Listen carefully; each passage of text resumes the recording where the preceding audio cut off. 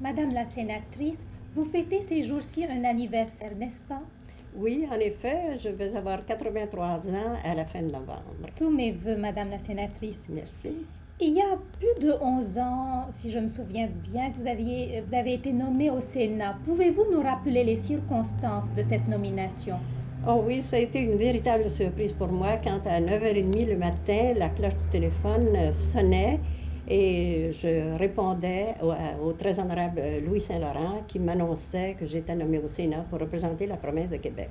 Alors mon premier mouvement a été, mon Dieu, en suis-je digne?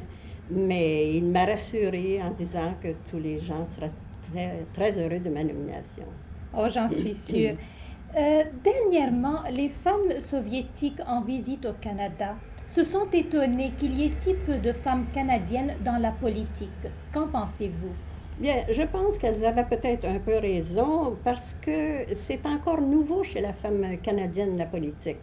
Nous n'avons pas été initiés à la politique dès le bas âge, vous savez, dans notre enfance, mais il se fait beaucoup, beaucoup de progrès. Et je crois qu'avant longtemps, je crois que la femme, enfin, pourra être quelqu'un dans la politique, vous savez, et fera sa marque. Mais alors, pensez-vous que l'éducation politique doive se faire dès l'école? Oui, je suis de cet avis. Franchement, que nous n'avons pas eu ce privilège, mais je crois qu'aujourd'hui, les enfants devraient commencer à apprendre tout de suite les noms de ceux qui nous gouvernent et enfin la politique du pays.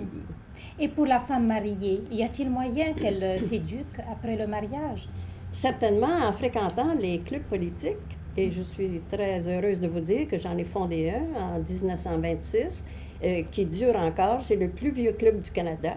Et c'est là vraiment où les femmes peuvent aller puiser les notions de la politique par des conférences très, très intéressantes. Tellement qu'un jour, lorsque je reçois M. Lesage, il m'a dit qu'il tenait à ce que ce club reste debout, comme on dit. Et moi, je lui ai répondu, mais c'est vraiment la maison mère ici où la femme peut puiser des notions politiques, de l'éducation politique, et ensuite aller le répandre dans leur propre comté. Il s'agit du club Wilfrid Laurier, n'est-ce pas, Madame Oui. la sénatrice? Je l'avais nommé en l'honneur de notre grand Canadien, Sir Wilfrid Laurier. On vous a entendu dire qu'une femme politique est presque une femme publique. Que vouliez-vous dire par là? Bien, je voulais dire qu'autrefois, lorsque, vous savez, la femme était tellement retenue dans sa famille que lorsqu'une femme s'extériorisait, naturellement, les gens étaient portés à la critiquer beaucoup et à lui dire qu'elle devenait une femme publique, mais naturellement, il faut prendre dans le bon sens du mot. Je crois bien que ça n'allait pas jusqu'à des choses injurieuses. Mais je me rappelle que lorsque j'ai fondé le club, je suis allée voir Monseigneur Gauthier, qui était à la tête du diocèse, parce que dans ce temps-là, vous savez, je croyais que lorsque nous avions le clergé avec nous, que les choses allaient beaucoup mieux et les critiques étaient moins fortes. Alors, à ce moment-là, Monseigneur Gauthier me dit « Oh, Madame Jaudoin, vous allez faire sortir les femmes de leur foyer. » Alors, je lui ai répondu, moi, bien naïvement peut-être, mais que les femmes sortaient plusieurs fois par semaine pour ces œuvres de charité, tandis que moi, je lui demandais une simple après-midi par mois, vous savez, pour instruire la femme. Nous étions en 26 et la femme venait d'avoir le droit de vote en 21. Alors, il a consenti de fort bonne grâce. Il n'a jamais eu d'ennui. Ah, c'est bien. Il vous est certainement arrivé, Madame la sénatrice, de faire des interventions au Sénat. Quels sont, à votre avis, les sujets dans lesquels une intervention féminine est le plus profitable? Bien, je crois bien que lorsqu'il s'agit de défendre la femme, vous savez, parce que le Sénat est un endroit, n'est-ce pas, où il est plutôt discuté de billes privées, parce que vous savez qu'au Sénat, on ne peut rien entreprendre qui touche à l'argent du contribuable. C'est réservé à la Chambre des communes.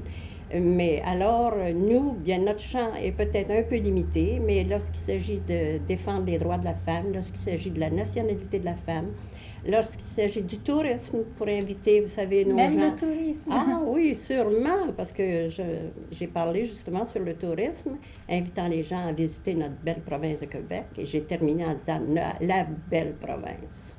Ah mon Dieu. Au Sénat, vous prenez certainement la parole en français, mais j'ai une question indiscrète à vous poser. Êtes-vous parfaitement bilingue?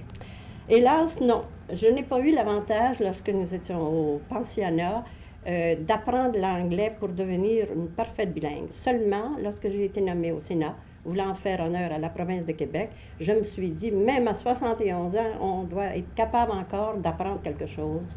Alors, je me suis appliquée à parler l'anglais et aujourd'hui, je me débrouille Ah, assez bien. c'est sensationnel.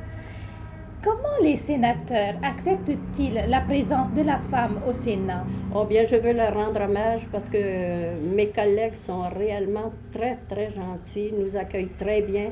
Lorsque nous nous levons pour parler, ils nous écoutent avec beaucoup de respect et même on nous complimente quand c'est le temps. Madame la sénatrice, je vous remercie.